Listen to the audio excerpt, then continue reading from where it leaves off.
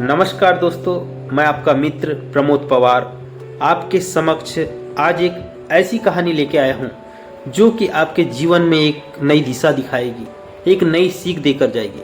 दोस्तों, कहानी का हमारे जीवन में बड़ा ही महत्व होता है। बचपन से लेके बड़े होते तक, जब हम बचपन में होते हैं, अपने दादा दादी नाना नानी से जो सुनी हुई कहानियाँ जो कि आज हमारे दैनिक जीवन में वैसी परिस्थितियाँ आती है जो उन्होंने हमें कहानी के रूप में समझाया था।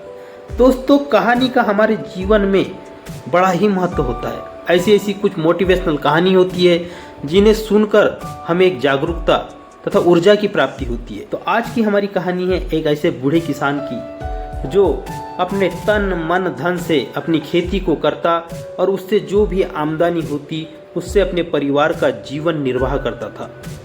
दोस्तों, किसान बड़े ही सरल स्वभाव का था तथा अपने खेती को एकाग्रचित होकर अपने तन मन धन से करता था। दोस्तों, उस किसान के साथ समस्या ये थी कि उनके 4 पुत्र होने के बावजूद भी न उन्हें खेती में कोई उनसे योगदान मिलता था और न ही वो किसी काम को करते थे।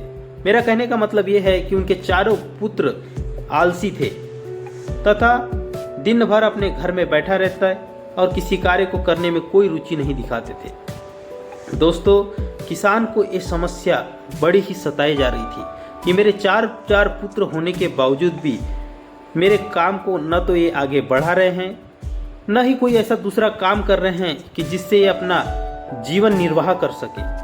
दोस्तों, जब किसान को ऐसा लगने लगा कि मैं अब बूढ़ा हो चुका हूँ और अब कुछ ही दिनों के पश्चात शायद मेरी मृत्यु भी हो सकती है, तब उनके दिमाग में एक बात आई कि क्यों न मैं इस प्रकार का एक माइंड गेम खेलूं कि जिनसे मेरे पुत्रों को कुछ सीख मिले या वो अपने जीवन में कुछ अच्छा कर सके।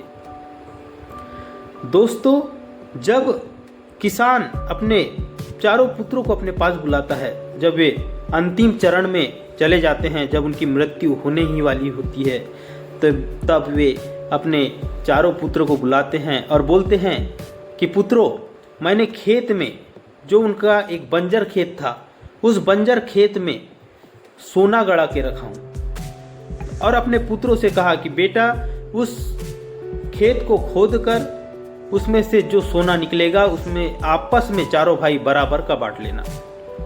दोस्तों, चारों पुत्र एकदम से खुश हो जाते हैं कि हमारे पिताजी ने हमारे लिए कितना बड़ा कार्य किया है कि हमारे लिए सोना गड़ा कर रखा है। दोस्तों, कुछ ही दिनों के पश्चात उस किसान की मृत्यु हो जाती है।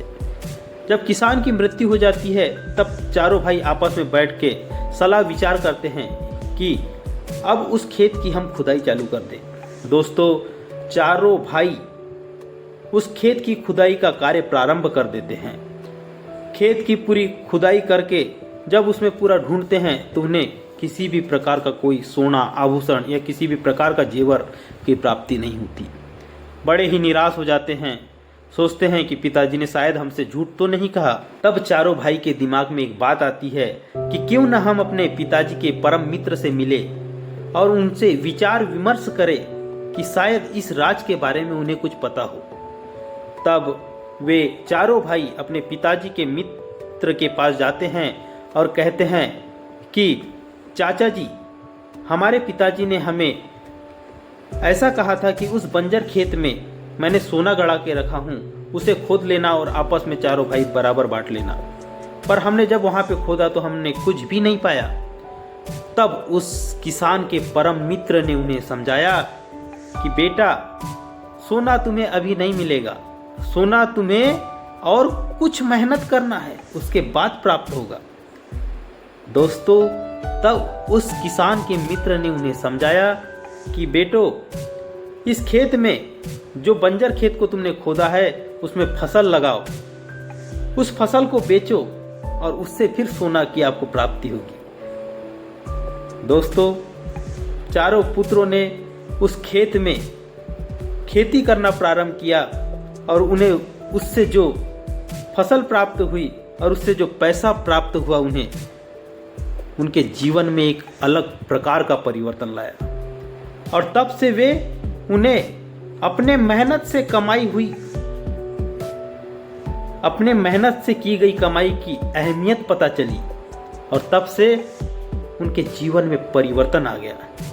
उन्हें काम करने की जिज्ञासा अंदर से जागने लगी। ये कहानी हमें बहुत कुछ शिक्षा देती है तथा इससे हमें ये समझ में आता है कि एक किसान के जो 4 पुत्र जो कि एक कामचोर थे तथा किसी भी काम में रुचि नहीं दिखाते थे, आज उनने मेहनत करना चालू कर दिया। दोस्तों, मैं शुरू में भी कहा था कि कहानी का हमारे जीवन में बहुत महत्व है। कहानी हमारे जीवन को परिवर्तित कर देती है। तो दोस्तों, फिर मिलेंगे किसी एक और अच्छी कहानी के साथ, पर आपसे निवेदन है कि प्लीज़ चैनल को सब्सक्राइब कर लीजिए तथा वीडियो को लाइक करें